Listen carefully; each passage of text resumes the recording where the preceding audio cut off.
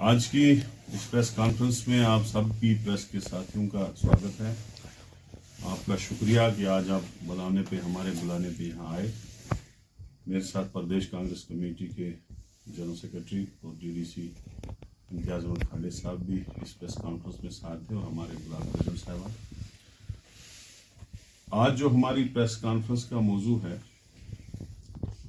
वो ये है कि आपने काफ़ी दिनों से देखा कि कांग्रेस पार्टी और सभी अपोजिशन पार्टियां जो है रोड्स पे है,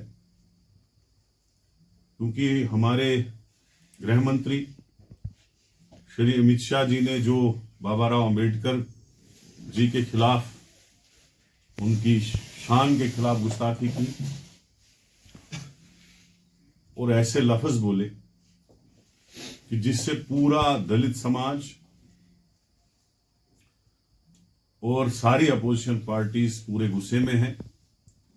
और सब, क्योंकि आज इस प्रेस कॉन्फ्रेंस में भी ये बताना चाहता हूं कि सब हम अमित शाह जी के इस्तीफे की मांग कर रहे हैं, क्योंकि बाबा राव अंबेडकर जी वो शख्सियत हैं जिन्होंने हिंदुस्तान का आईन लिखा था और एक बहुत बड़ी शख्सियत जिसको यहाँ के दलित समाज के लोग भगवान से कम नहीं मानते। और अमित शाह जी ने ये बात हाउस में कही कि बार बार आप अंबेडकर जी का नाम और उसके नाम का फैशन बन चुका है, और अगर इतना नाम हमने भगवान का लिया होता तो हम स्वर्ग में जाते। तो हमारे दलित समाज के लोग और हिंदुस्तान की लोग उसको भगवान से कम नहीं मानते। इसलिए हम इस बात पे बहुत ही स्ट्रांगली कंडेम करते हैं। और आपको ये आरएसएस और बीजेपी की हिस्ट्री देखनी चाहिए कि पहले भी जब बाबा राव अंबेडकर जी ने आईन बनाया था तब भी इन लोगों ने सड़कों पे उनके खिलाफ प्रोटेस्ट किए और हमेशा उनकी शान के खिलाफ गुस्ताखियां की। तो लिहाजा मैं आज Congress committee, all India Congress committee working committee का मेंबर, आज अपनी तरफ से, अपने साथियों की तरफ से, अपनी पार्टी की तरफ से ये मांग दोबारा दोहरा रहा हूं कि अमित शाह जी को रिजाइन करना चाहे या मोदी जी को कोई स्ट्रांग स्टेप उनके खिलाफ उठाना चाहिए और उनको पूरी हिंदुस्तान की आवाम से माफी मांगनी चाहिए जो अल्फाज उन्होंने बाबा राव अंबेडकर जी के खिलाफ पार्लियामेंट में बताए। हुकूमत है कहां? क्योंकि हुकूमत लोगों ने बनाई थी, वोट जबरदस्त तरीके से दिया था चेंज के लिए। तो मुझे नहीं लगता है अभी तक कोई हुकूमत जमीनी सतह पे है। ये जो आप लोग देख रहे हो, नाच रहे हैं, ऐलान कर रहे हैं, ये सारी हवा में।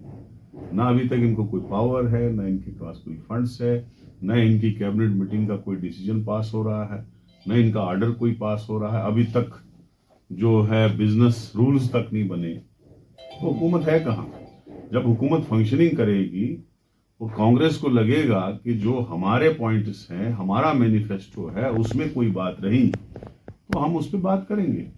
लेकिन मुझे लगता है कि अभी तक हुकूमत हवा में ही है, कोई जमीन सतह पे उसका कोई इम्पैक्ट नहीं है। जब सारे departments including home department, revenue department और फुल फ्लेज्ड पावर जो थे सरकार के पास थे, रियासती सरकार के पास थे, एज ए मिनिस्टर हमारे पास थे। और जहां तक यहाँ की असेंबली का ताल्लुक है, 370 और 35A की वजह से हमारी जमीनें महफूज थी, हमारी नौकरियां महफूज थी और हमारा असेंबली सबसे पावरफुल असेंबली थी मुल्क में कि जो भी लॉ पास होता था पार्लियामेंट में वो डायरेक्ट जम्मू कश्मीर पे इंप्लीमेंट होता ही नहीं था जब तक हम उसको असेंबली में पास ना करें। और हम तो पार्लियामेंट का असेंबली मेंबर्स थे, तो दैट वाज मोस्ट पावरफुल। ये स्पेशल स्टेटस तो इसीलिए था जम्मू कश्मीर।